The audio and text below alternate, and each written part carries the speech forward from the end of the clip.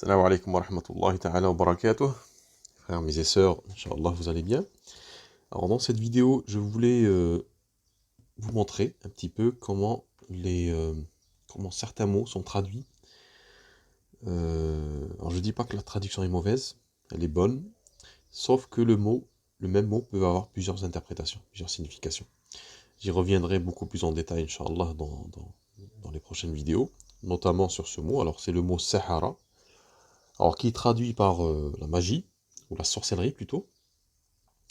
Alors, il y a une règle qui est intéressante à observer, c'est que quand, euh, quand on vous donne une explication euh, sur,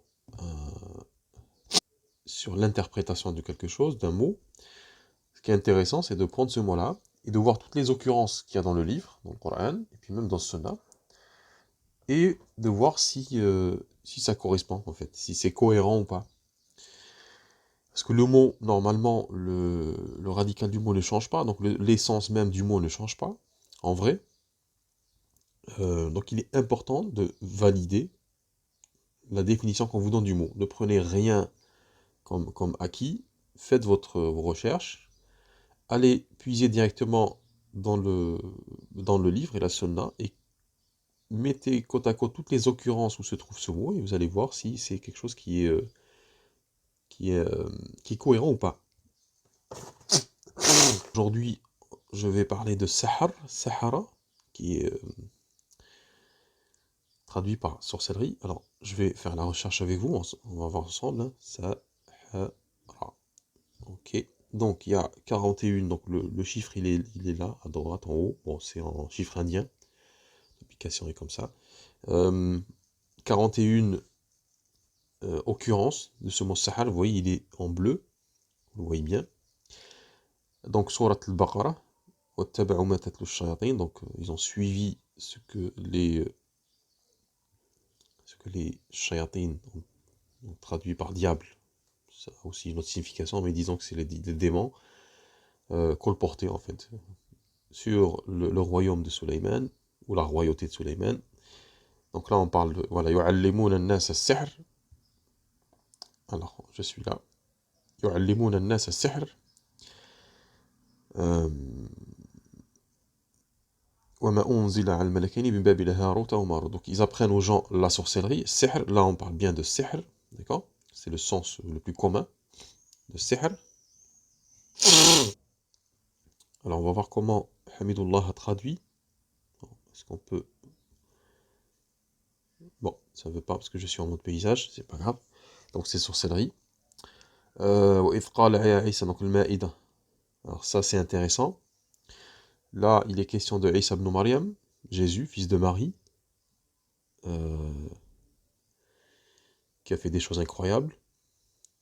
Mais le début du verset en fait ne parle pas de ces choses incroyables, des signes qu'il a opérés, notamment la création. إذ تخلق من الطين كهيئة الطير. Tu crées de l'argile tel l'oiseau. Avec ma permission, tu souffles dedans et ça devient un oiseau. Par ma permission, etc. Donc tu donnes la guérison, etc. Donc là on voit que c'est des choses qui sont physiques, qu'on voit. Et on va pas trop se focaliser sur ça parce que vous voyez que sihr à la fin, donc à la fin de ce verset-là, je suis en train de sélectionner, le mot sihr apparaît à la fin. Et c'est très étonnant parce que souvent, d'ailleurs vous voyez même si vous n'êtes pas arabophone, vous voyez que ce verset-là et celui qui suit, vous avez les deux mots. Sihrum mubin, sihrum mubin, là à la fin des versets. الآيات, les signes. Donc, إذ قال الله يا عيسى ابن مريم اذكر نعمتي عليك. Donc, et ainsi, et donc Allah dit à Isa ibn Maryam, Isa fils de Marie, fils de Maryam, اذكر نعمتي عليك. Rappelle-toi de mon bienfait sur toi et sur ta maman, sur ta mère, على والدتك إذ أيدتك بروح القدس, et je t'ai conforté par l'esprit, entre guillemets, saint. C'est pas du tout de la traduction, mais bon, on va partir sur ça, pour pas trop vous embrouiller. بروح القدس تكلم الناس في المهد. Tu parles aux gens dans le berceau. وكهلا, ainsi qu'adulte. وإذ علمتك الكتاب والحكمة والتوراة والإنجيل. Donc là, on voit que les bienfaits d'Allah subhanahu wa ta'ala sur le fils de Marie, fils de Mariam, c'est qu'il l'a conforté avec l'esprit. Donc Gabriel, Jibril, il parle, il est là le bienfait en vrai. Donc il parle aux gens dans le berceau et adultes. Donc, et je t'ai appris le livre, la sagesse, le hikmah, ou la maîtrise, les deux possibles interprétations. Al-hikmah min hakama, tenir fermement la chose. Wa tawrata wa l'injil. Donc, ce qui est cité ici, et on parle de savoir. À aucun moment on parle de choses physiques, de signes physiques, pour l'instant. Donc c'est un homme, que la paix soit sur lui et sur sa maman, exceptionnel, à plus d'égards, hein, euh, parce qu'il est savant, il est très savant en fait. Et tout ce qui va suivre dans le verset, dans l'aya, le signe, va expliciter la mission du fils de Marie. Ensuite, donc quand il est venu aux Israélites avec tout ce savoir-là, un enfant qui parle au berceau, dans le berceau, alors qu'un enfant ne parle pas, c'est-à-dire qu'il a été, c'est le verbe d'Allah, kalimatullah, dès le berceau, dès son début de vie, en fait. C'est-à-dire que c'est comme s'il était créé pour ça, pour parler de certaines choses. Et là, il s'agit, ça on en parlera, Inch'Allah, peut-être dans une autre série de vidéos, parce que c'est quelque chose qui est très très important. C'est vraiment sur le Coran, la lecture pleine, la grande lecture, tourne autour de ça, finalement, et toutes les religions tournent autour de ça. Donc tu crées, la création. Donc là, le savoir, la création, tubri'ul akma wal abras, donc tu guéris, tukhrajul mauta, tu fais sortir les morts, c'est-à-dire tu fais revivre les morts.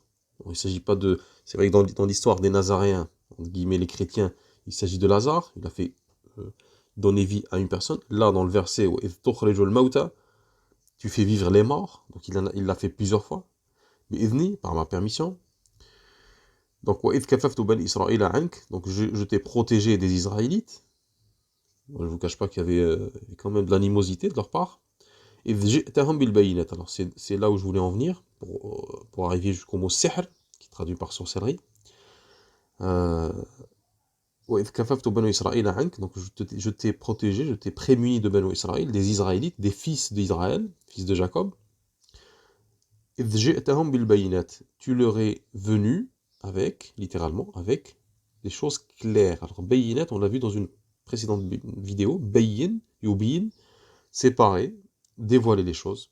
Séparer les choses pour les dévoiler. C'est comme, voilà, décortiquer une chose. Alors, c'est pas le bayina, une seule on va dire, chose limpide, claire, séparée. Al-bayinat, c'est au pluriel. C'est-à-dire qu'il est venu avec plusieurs bayinat. Donc, on voit déjà que, dès le début de ce verset-là, de cette ayah, on voit quel type de bayinat. C'est-à-dire que la mission même du fils de Marie, c'est révélé dans le berceau. Il a commencé comme ça. Il a commencé même avant. Mais ici, dans ce verset-là, dans cette ayah, dans ce signe, il commence dès le berceau. J'étais conforté par donc Ruh al-Qudus, Gabriel, Jibril. Il était conforté par l'Esprit Saint, entre parenthèses. Il parle aux gens dans le berceau et adulte. C'est-à-dire qu'il a tout le temps parlé aux gens. Il n'a cessé de parler aux gens. Alors, ce serait intéressant de savoir de quoi il a parlé. Et je t'ai appris le livre, al-hikmah, la sagesse ou la maîtrise, al-tawrat, on y reviendra Inch'Allah sur ce mot aussi, et l'injil, al-tawrat ou l'injil. Donc, vous voyez tout le savoir accumulé par cette personne-là,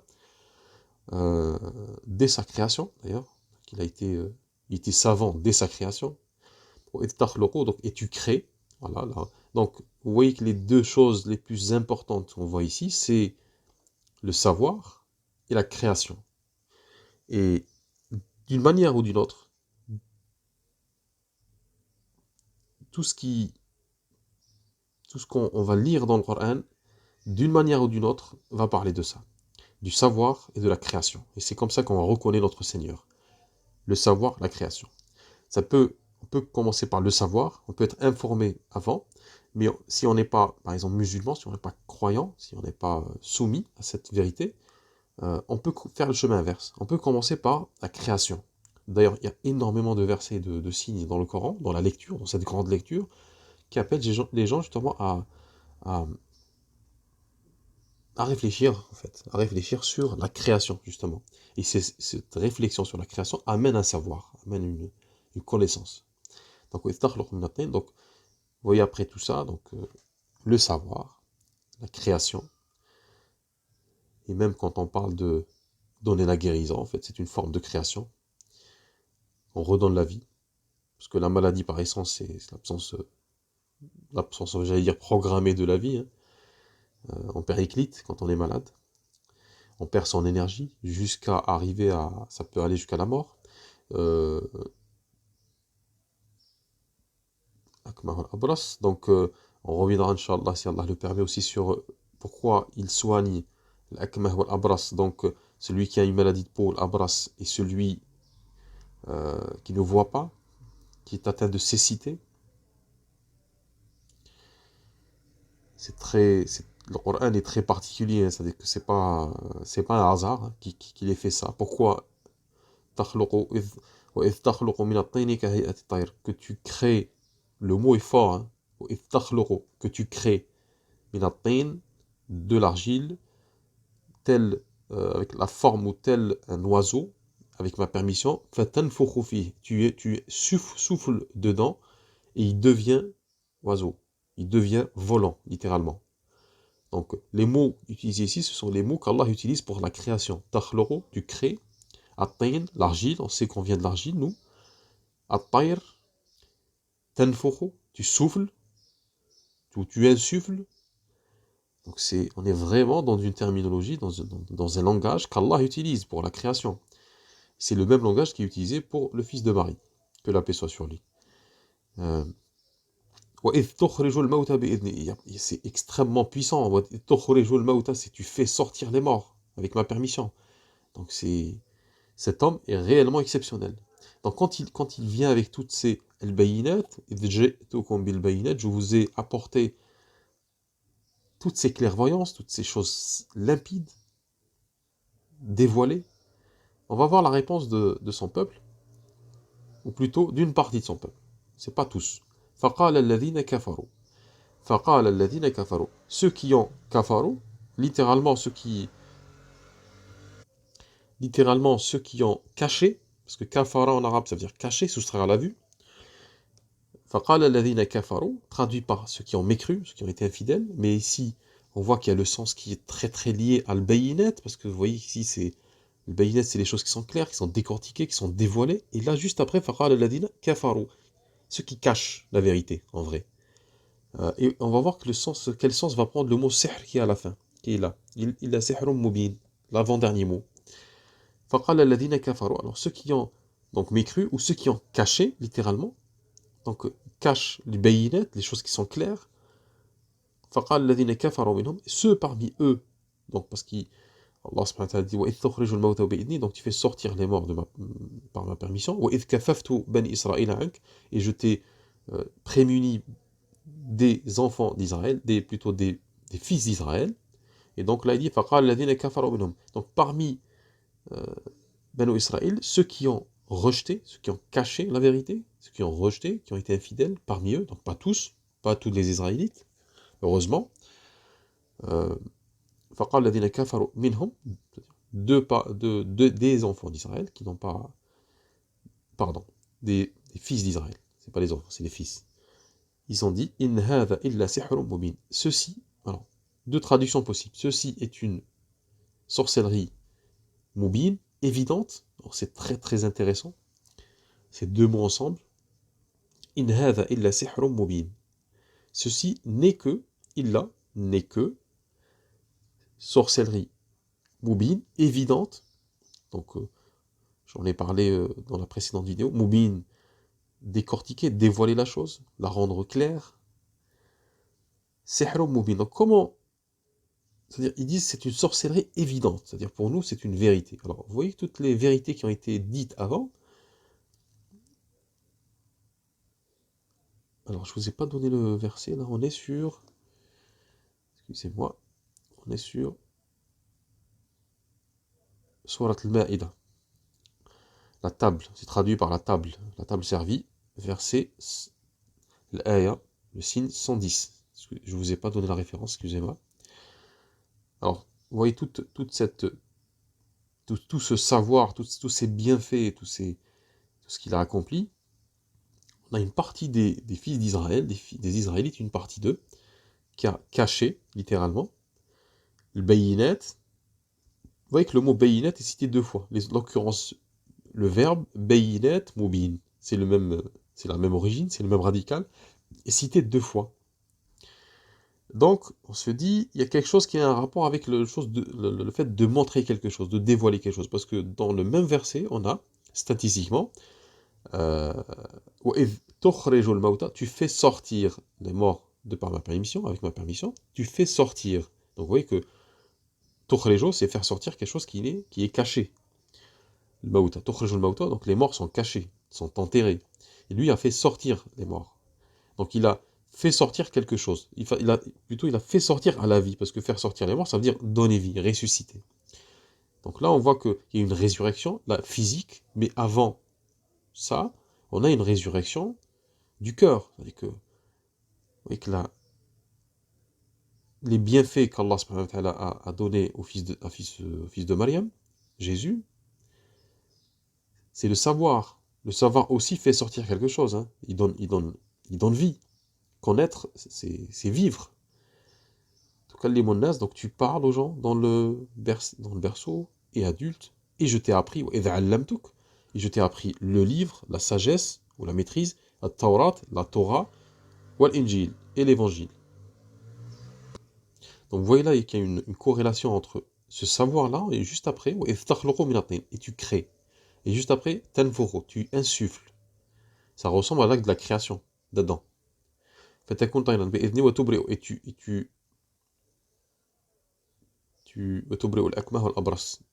guéris avec ma permission. Et tu fais sortir les morts par ma permission. Donc, c'est-à-dire que tu ressuscites.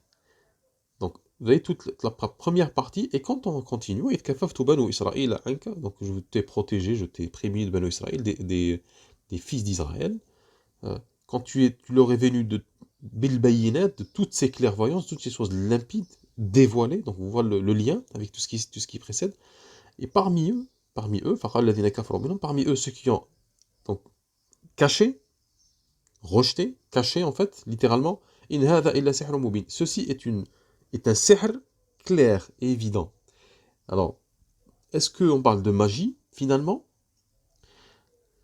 Et dans ce qu'on appelle l'exégèse, tafsir, il y a beaucoup de gens qui sont partis pour dire, oui, c'est d'ailleurs une chose assez calamiteuse de dire ça, c'est une accusation déguisée contre le fils de Marie. Ils disent, oui, les Israélites, donc le fils d'Israël, étaient connus pour faire de la magie, et c'est pour ça, en fait, ils ont dit que il était, voilà, Issa était un magicien.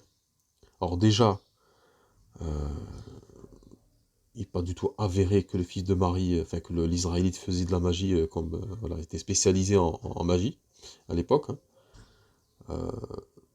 Il y a le verset de Surat Baqarah qui parle de Banu Israël qui s'adonnait à la sorcellerie, comme beaucoup de peuples d'ailleurs. Mais ici, c'est-à-dire à aucun moment on parle pas de sorcellerie finalement ici, on parle de création et de savoir. Et le fils de Marie, quand il est venu, quand il leur a dit ça, ils ont dit c'est un sihr mubin, c'est une sorcellerie. On va voir le deuxième sens. Alors c'est pas moi qui le dis, on va voir un autre verset, une autre ayah, et on va voir comment ce mot en fait veut dire aussi autre chose, et qui a forcément un rapport avec ce qu'il dit avant. Donc on va passer à un autre verset pour, comme ce que je l'ai dit au début, pour confronter en fait tout ça. Je reviens. Donc là on a les versets qui parlent de Al-A'raf. Donc là on parle de magiciens. Ok. Donc il dit jeter, ce que vous avez à jeter. Donc ils ont jeté. Ils ont ensorcelé les yeux des gens. Alors, finalement, qu'est-ce que ça veut dire saharu ayun nas? Qu'est-ce que ça veut dire ensorceler les yeux des gens? Parce que là, il s'agit de l'histoire de Moussa, Moïse, avec Pharaon et les sorciers. Et Allah subhanahu wa ta'ala, il dit falamma alqaw, et quand ils ont jeté, donc ils ont jeté leurs artifices, hein, leurs cordes, saharu ayun, il dit pas saharu nas, ils ont ensorcelé les gens. Non, saharu ayun nas, ils ont ensorcelé les yeux des gens. Wastarhabuhum, et les ont horrifiés. Waja'u bi sihrin azim, et ils sont venus avec un sihr immense ou fondamental, azim, grand. Donc, donc il s'agit bien de créer de la confusion. Parce qu'on en parle de ce qui est perçu par les gens. D'accord? Et ça, c'est important à comprendre. Parce que le mot sihr va quasiment, pour pas être trop absolutiste, exclusivement parler de cette confusion, en fait, qui se crée. D'ailleurs, si je reviens sur le verset de tout à l'heure, Surat al-Ma'ida, la table servie, on descend. Alors, quand ils disent ceci est un sihr évident, on voit que il y a une confusion, c'est-à-dire que toute cette clairvoyance, toute cette bayinah, toutes ces choses claires, évidentes, c'est-à-dire cet être exceptionnel qui a parlé là où l'être humain ne parle pas, dès le départ, dès sa naissance, fil mahd, et adulte, c'est-à-dire qu'il n'a cessé de parler de... Alors il a parlé de quoi? Ben, du livre, de l'hikmah, la sagesse, il a parlé de la Torah, il a dit la Torah, en fait il a parlé de la révélation. Il n'a cessé de dire ce que lui révélait le Seigneur. D'ailleurs, dès le départ, rappelle-toi de mon bienfait sur toi et sur ta mère. Je t'ai conforté avec l'esprit, entre guillemets, saint. L'esprit saint, qu'est-ce qu'il fait? Eh ben, il insuffle la vérité.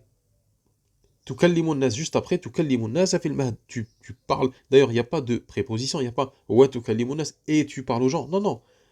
Je t'ai conforté avec l'Esprit Saint, tu parles aux gens dans le berceau et adulte. C'est-à-dire qu'il n'y a pas de. C'est lié. C'est parce qu'il est conforté par l'Esprit Saint qu'il parle aux gens, quelle que soit sa condition, qu'il soit nourrissant ou pas. Donc on sent que c'est dans l'absolu, c'est quelqu'un qui est limite absolu. Il est là pour ça, pour cette mission-là, pour parler. Et puis, et je t'ai appris. Donc on parle bien d'une connaissance, d'un savoir.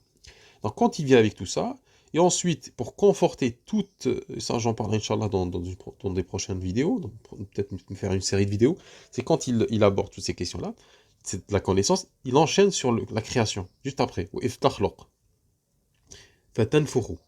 Tu souffles, tobre, tu guéris, tukhrij al-mauta, tukhrij al-mauta, tu fais vivre, littéralement, tu fais sortir les morts, tu ressuscites, etc., etc. Donc, quand il a dit tout ça, qu'est-ce qu'ils lui disent à la fin? Une partie des fils d'Israël, une partie des Israélites lui disent, c'est une magie, sorcellerie évidente, mais c'est une confusion. C'est-à-dire qu'ils n'ont pas compris le message du Christ. Pourquoi il a fait tout ça? Donc il le traite d'embrouilleur finalement. On va voir si ce sens-là ça reste une interprétation de ma part, mais on va la conforter avec d'autres versets. On va voir est-ce que c'est juste ou pas. Donc si je reviens sur le verset de Surat Al-A'raf, le verset 116, donc Moussa en confrontation avec les sorciers, du coup du pharaon, il leur dit Qala alqu. Qalu ya Moussa, un petit peu avant, 115, le verset, l'aya. قالوا يا موسى إما أن تلقي وإما أن نكون نحن الملقين. Ô Moussa, soit tu jettes, soit c'est nous qui le faisons. قال ألقوا, il dit jeter. فلما ألقوا سحروا, quand ils ont jeté, ils ont ensorcelé, embrouillé, أعين الناس, les yeux des gens. واسترهبوهم وجاءوا بسحر عظيم. Ils ont ensorcelé, entre guillemets, alors c'est pas ensorcelé dans ce cas ici, c'est plutôt ils ont créé une confusion. Ils ont trompé les gens, les yeux des gens. On continue pour voir si ce sens-là est juste ou pas. Donc nous avons révélé à Moussa, à Moïse, an alqi asak, jette ton bâton, فإذا هي تلقف, donc elle a saisi, ما يأفكون, elle a saisi ce qu'ils mentaient. L'ifk, c'est, l'ifk, cité dans Surat An-Nur, avec l'histoire de notre mère, que la paix soit sur elle, Aïcha, فإذا هي تلقف ما يأفكون. Donc, ce battant, qui à la base était mort, était inerte, est devenu vivant, donc on le sait dans d'autres versets, et a saisi leur mensonge. Alors il n'a pas dit, il n'a pas saisi que l'objet, que leurs objets, il a saisi le mensonge en fait. C'est comme si, c'est pour ça c'est très puissant le Coran. On voit la figure de style. Donc ce battant-là qui est devenu serpent, en fait, a saisi le mensonge.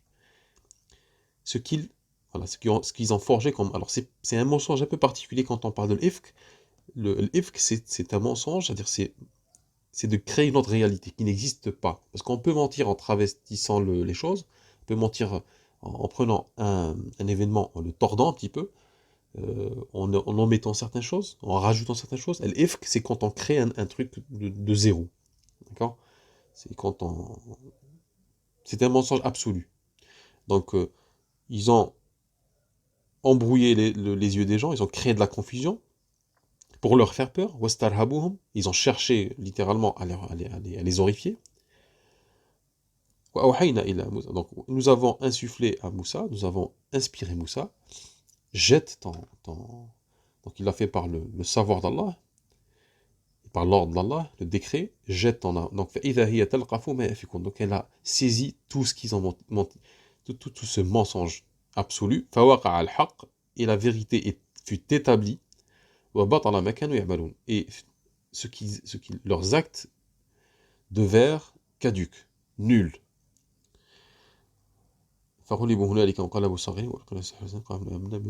va voir donc là c'est un exemple très intéressant parce qu'on parle de Moussa, un prophète, et puis deux personnes de l'autre côté qui sont sorciers, qui sont magiciens, et en fait leur but c'est justement d'embrouiller les gens, de créer de la confusion dans les yeux des gens, dans la perception des gens.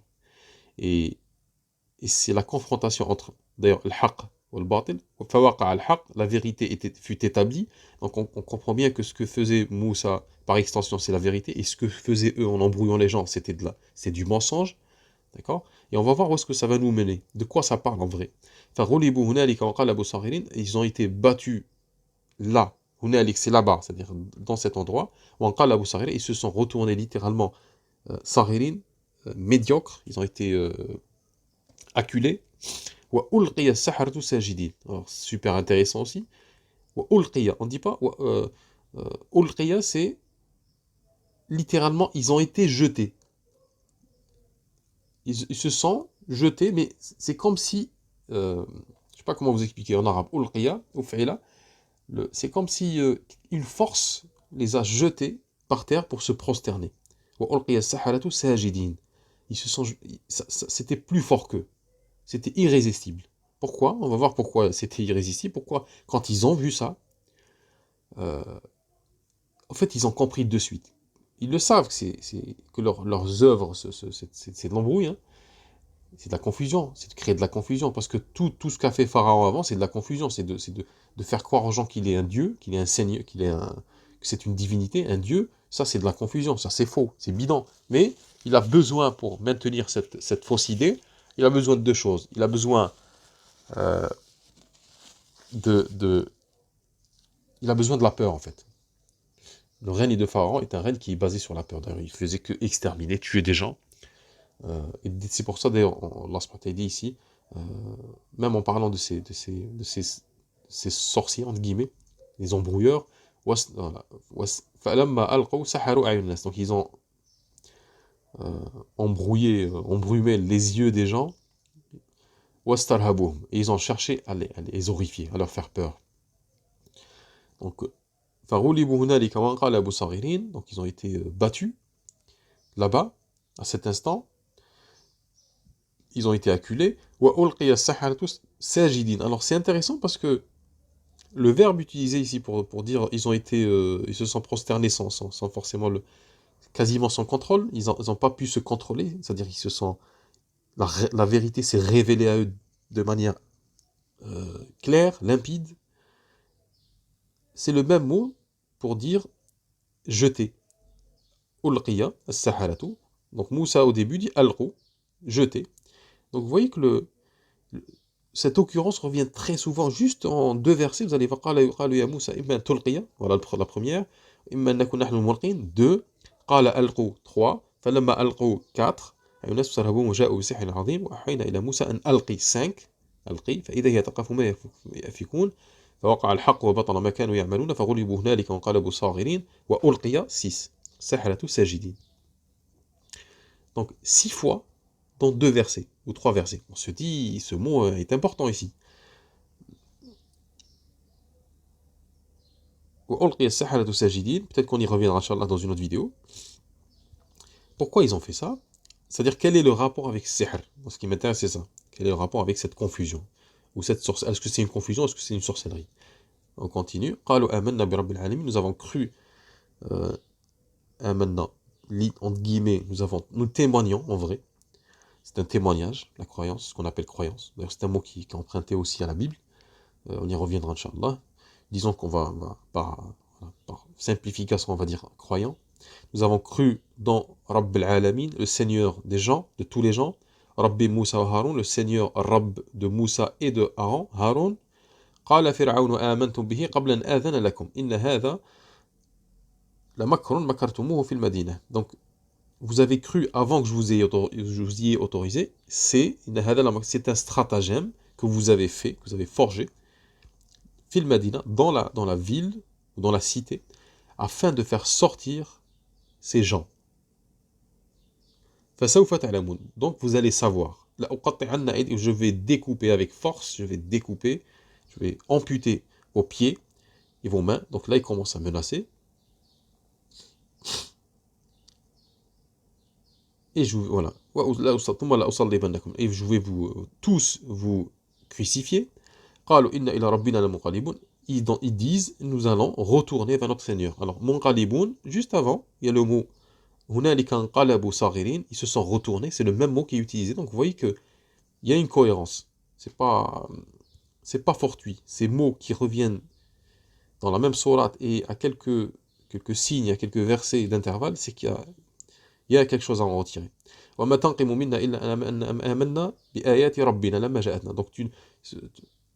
tu te venges sur nous que parce que nous avons cru dans les signes de notre Seigneur quand ils sont venus.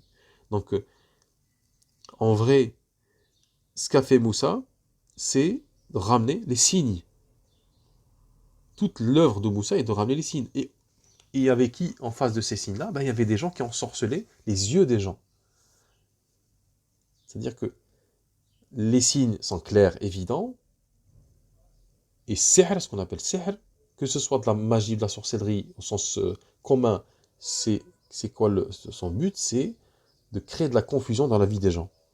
Et là, on ne parle pas de confusion au sens commun, là on parle de confusion au sens de perception de la vérité, la réalité, le haqq. Et puis même si on continue un petit peu, vous allez voir la cohérence. Donc les notables des gens de Pharaon, ils disent, tu vas laisser Moussa et son peuple corrompre sur terre, répandre la corruption sur terre, et te laisser et te délaisser toi et ta divinité. Ils vont te laisser toi et ta divinité. Ils disent, on va massacrer leurs fils. Donc, vous voyez qu'il y a un lien entre la création, parce que là, il parle de tuer. Dans l'autre verset de Ibn Maryam, le fils de Marie, on a parlé de faire ressusciter les morts. Donc, vous voyez que dans quel contexte est cité le sihr? Je reviens. On continue. Donc là, ces versets-là parlent de sihr, au sens de confusion. Voilà. Hop. Là, on va dans Surat al-A'raf. Alors, j'étais dans la même Surat al-A'raf, alors excusez-moi, je reviens. Surat Yunus, plutôt, je voulais aller sur Surat Yunus, le verset, l'aya 67. Pareil. Ensuite, voilà, ثم بعثنا, le verset 50, surat Yunus, verset Jonas, verset 50, 65. 67, pardon, 67. ثم بعثنا من بعدهم موسى. Ensuite, nous avons envoyé, min ba'dihim, après eux, Moussa et Haroun, Moïse et Aaron, il a Pharaon. Donc à Pharaon et à son assemblée, c'est notable, bi ayatina, avec nos signes, fastakbaru, et ils se sont gonflés d'orgueil. Littéralement, ils ont cherché à grandir. Istakbaru, c'était pas quelque chose de naturel, ils ont forcé le trait. Hein. Wa kanu qawman mujrimin, et c'était des gens criminels. Falamma ja'ahum al-haqq, et quand leur est parvenue la vérité, de notre part, min indina, qalu, ils disent, inna hadha la sihrun mubin. Ils ont dit, c'est une magie, ou sorcellerie, ou confusion évidente. Parce que le combat qu'il y a eu entre Moussa, entre Allah subhanahu wa ta'ala et Pharaon, bien sûr qu'il y avait la question des fils d'Israël qui étaient massacrés par Pharaon. Ça, on le verra, Inch'Allah, dans une autre vidéo, Inch'Allah. Le massacre ne s'est pas fait dès le début, c'est fait après. Il y a un verset qui est explicite. Mais le véritable sujet, c'est la déité de Pharaon. Pharaon se disait, je suis votre Dieu. Le vrai problème, il est là. Et d'ailleurs, c'est en se disant Dieu qu'il s'est comporté quelque part comme un Dieu. C'est-à-dire qu'il tuait, il massacrait, il laissait des gens en vie, il faisait ce qu'il voulait. Il avait une emprise totale. D'ailleurs, le mot utilisé pour dire massacrer les enfants d'Israël, les fils d'Israël, il disait pas tuer, il disait égorger. Il égorge leurs fils. Et l'égorgement, égorger une bête ou une personne, c'est une façon de donner la mort qui est très, très spécifique. C'est-à-dire qu'on a une emprise totale sur la personne quand on fait ça. Parce qu'à la rigueur, on peut tuer quelqu'un de loin, on peut lui tirer dessus, lui jeter une pierre, etc. Mais c'est-à-dire que même un faible peut tuer un puissant, un fort. Mais là, dans ce cas de figure-là, on a une maîtrise, on a une domination sur le. Donc Pharaon voulait dominer. Donc quand la vérité leur est parvenue de notre part, ils disent, donc on parle de Pharaon et son assemblée, ils disent c'est une confusion, c'est une magie, une sorcellerie évidente.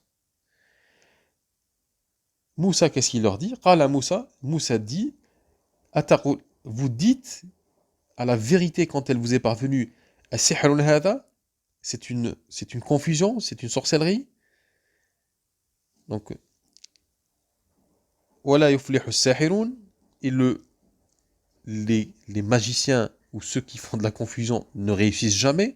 Et on va voir le verset qui après, il est intéressant, il explicite encore plus. En fait, il est là, la question est là. Ils ont dit, es-tu venu pour nous détourner de ce dont nous avons trouvé nos ancêtres? C'est pour ça, là, on ne parle pas de sorcellerie au sens propre, au sens commun, on parle plutôt de confusion, parce que on parle de vérité. Qala Moussa ataquluna lil haqq, le verset 77 de sourate Yunus, ils lui ont dit, tu es en train de nous embrouiller. C'est une confusion, c'est pas de la vérité. C'est le contraire de la vérité. Alors que quand on parle de sihr dans le Coran, il s'agit toujours de vérité et de discernement, de savoir. Donc tu es venu pour nous détourner en fait, des croyances dans notre religion, en vrai, c'est ça. De nos croyances et de celles de nos pères, afin que vous soyez dominateurs sur terre, et nous ne croirons pas en toi, à vous deux. Donc vous voyez que donc quand Moussa est venu la première fois et a parlé à Pharaon et son assemblée, quand ils ont refusé, Pharaon, qu'est-ce qu'il fait? Quand les notables ont dit tu es venu pour pour créer de la confusion, de la zizanie entre nous, pour nous détourner de notre religion, eh ben, puisque tu fais ça, ben, on va ramener des magiciens. Et en fait, c'est une façon de se moquer, de se prendre en dérision. Moussa, vous lui dire, écoute, tu es en train de nous embrouiller, ben, tu es quasiment un sorcier, on va te ramener des sorciers comme toi. C'est ça en fait, c'était pour l'écraser, pour l'humilier. On continue, Inch'Allah. Alors, là je suis à 39 minutes, j'essaie de pas trop tarder. Tac, tac, tac. Ok. Donc là, c'est toujours la même chose. Ok. Alors, Surat al-Mu'minun. Alors, Surat al-Mu'minun, donc chapitre Les Croyants, verset 67. قل من رب السماوات والأرض استغفر الله قل من رب السماوات السبع dit qui est le Rabb, qui est le Seigneur des cieux, des sept cieux, ورب العرش العظيم, et du trône grandiose, immense, fondamental. سيقول سيقولون لله, ils diront c'est à Allah. قل أفلا تتقون, dit pourquoi donc vous n'êtes pas pieux, plutôt vous ne craignez pas, vous n'évitez pas, littéralement tattaqun, c'est le fait d'éviter une chose qui fait peur. Donc ne craignez-vous pas, en vrai. قل من بيده ملكوت كل شيء, dit qui a le pouvoir sur toute chose. وهو يجير ولا يجار عليه, donc il domine et que personne ne peut dominer. إن كنتم تعلمون, si vous le savez, سيقولون لله, ils disent c'est Allah. قل فأنا تسحرون, dit êtes-vous, alors c'est traduit par êtes-vous ensorcelé, mais en vrai c'est êtes-vous dans la confusion, parce qu'on voit que ce sont des vérités qui sont fondamentales. Qui est le Seigneur? Qui a fait ci? Qui a créé? Qui a dans sa main le pouvoir sur toute chose, etc. Ils vont dire c'est Allah, c'est Allah, c'est Allah. Et à la fin il dit c'est-à-dire vous êtes toujours dans la confusion, c'est pas clair pour vous. Et on voit juste, vous voyez là que le verset 89, le verset 90, mais en vrai, en vérité, nous leur avons apporté, ou nous sommes venus avec la vérité. Et ce sont des menteurs.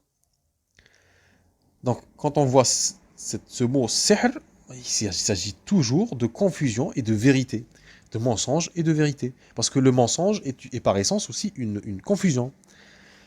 Et ainsi de suite. Donc on a énormément de versets qui parlent de ça. Donc il y en a 41. Alors il y en a un qui est intéressant il me semble, dans Surat Saf.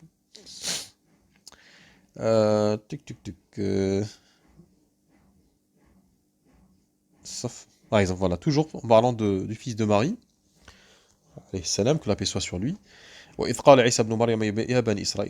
ainsi, donc, le fils de Isa, fils de Maryam, dit ô fils d'Israël, je suis l'envoyé, le messager d'Allah ilaykum, à vous, confortant ce que j'ai entre les mains, ce que j'ai devant moi, littéralement entre mes mains, de la Torah, et vous annonçant la nouvelle d'un prophète, d'un messager, qui viendra après moi, et dont le nom sera Ahmad. Et quand il leur est parvenu avec le bayinat, on a déjà traité ce mot, le bayinat, les clairvoyances, des choses claires, évidentes, des choses qui dévoilent, ils ont dit, c'est une, alors, guillemets, magie ou sorcellerie, mubin, clairvoyante, claire. Et en fait, c'est une confusion. C'est une confusion qui est évidente. Alors, on va voir, c'est intéressant, la suite du verset.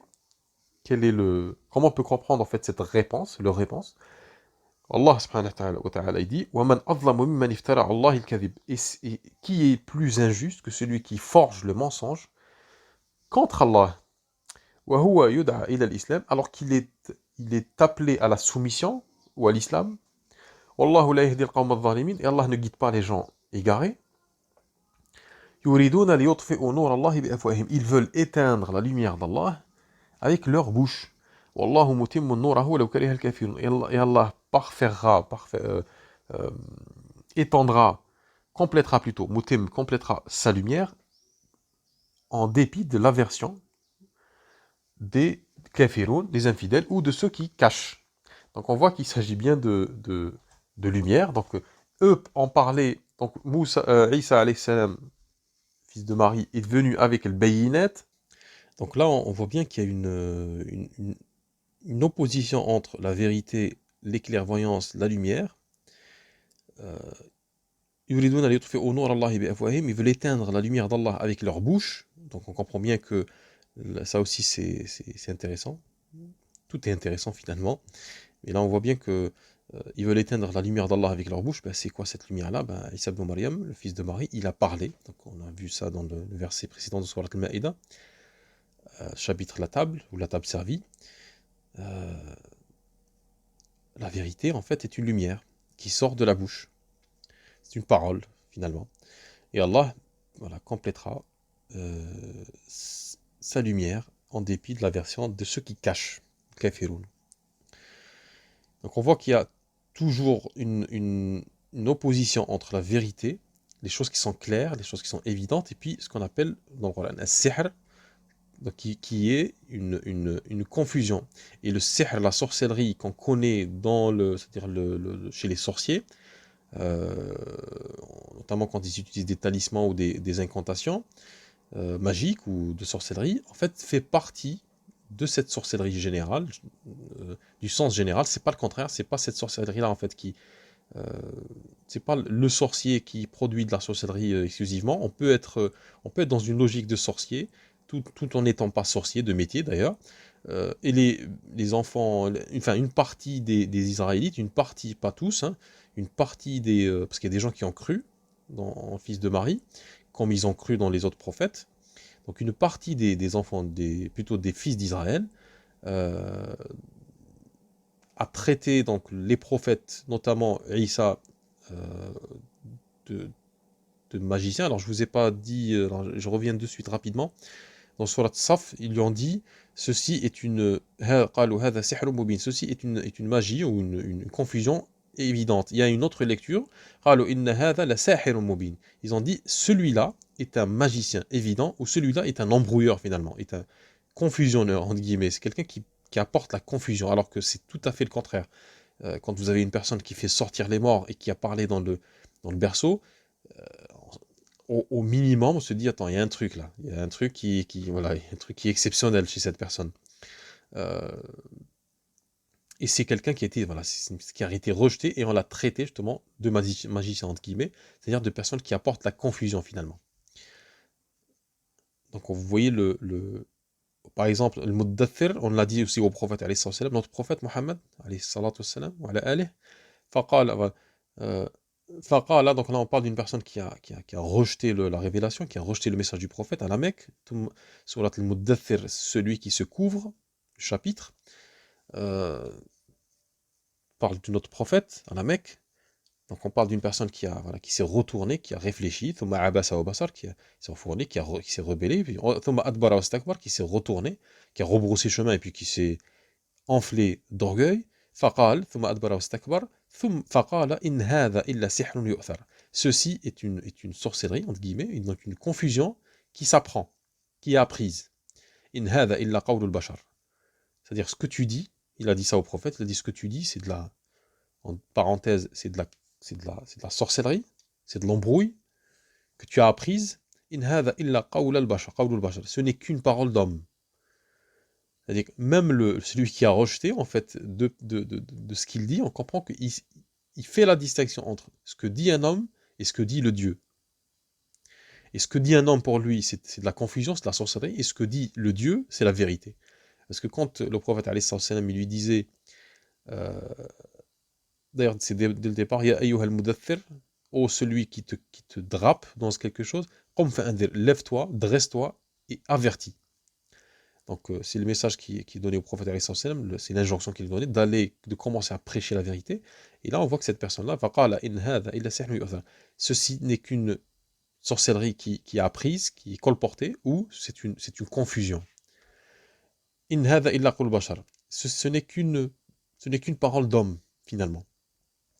Donc on voit que le mot sihr euh, est un mot qui évoque la confusion. Là on va voir, vous allez voir que c'est aussi étonnant. Dans Surat al-Qamar, la lune, chapitre la lune, verset 34, on parle de l'autre. Inna arsalna alayhim hasiba. Donc illa ala Lutin najjaynahum bi sahar. Donc vous voyez que le mot utilisé est sahar, c'est toujours le même. Donc nous avons sauvé, nous avons envoyé le hasib, il me semble que c'est une tempête, à vérifier. Illa ala Lut, donc nous avons anéanti par une tempête, hasiban, illa ala Lut, sauf les gens, la famille de l'autre, najjaynahum bi sahar, nous les avons sauvés dans le sahar. Alors sahar, c'est le moment du matin qui précède l'aube. D'accord? C'est le moment où les musulmans mangent avant le début du jeûne, avant l'aube. Donc c'est le moment le plus sombre de la nuit.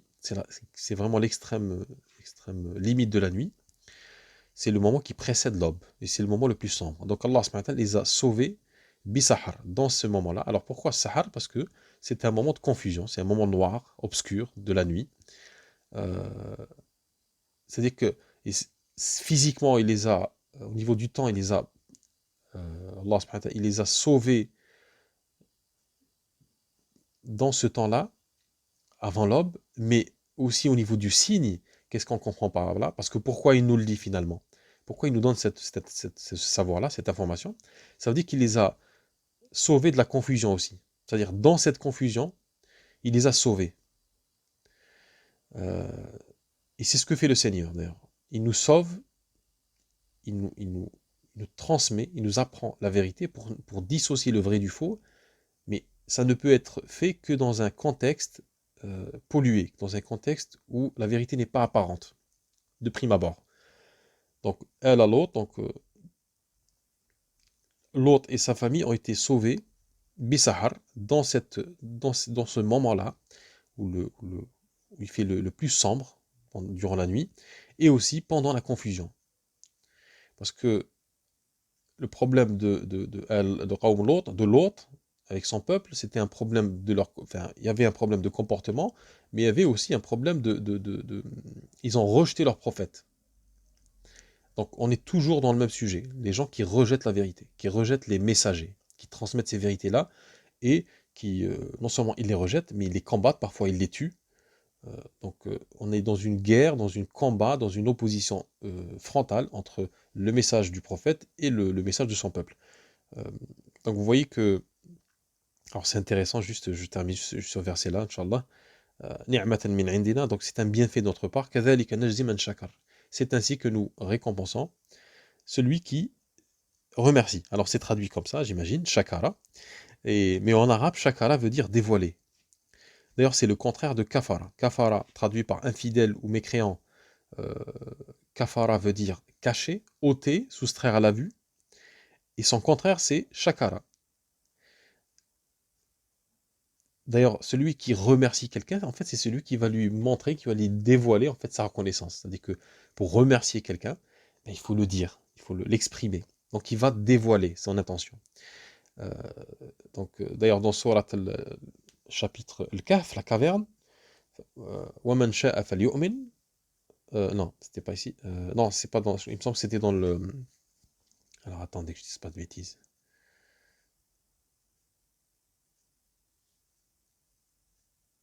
Alors, on va chercher Shakara.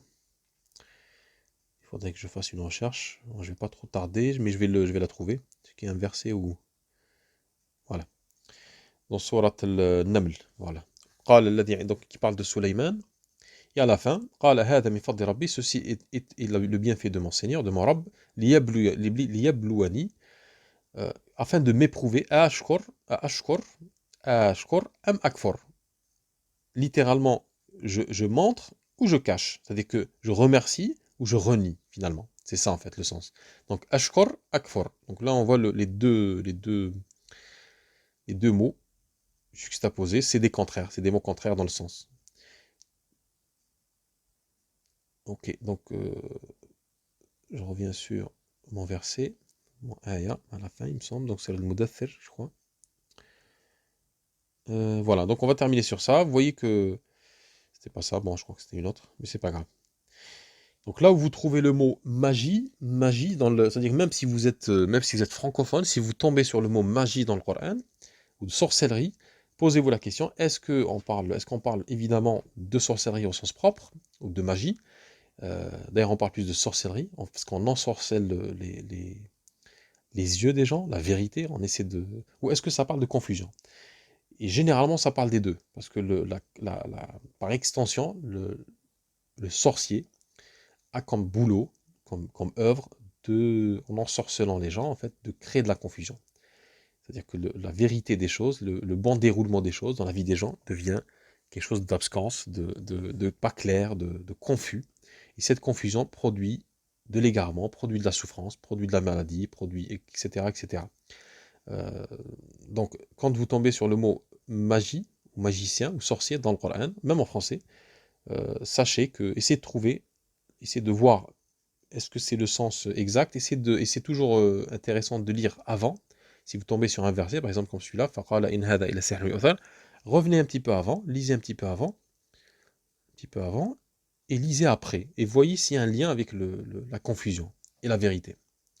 Voilà, barakallahu fikum, j'espère que que ça a été bénéfique pour vous.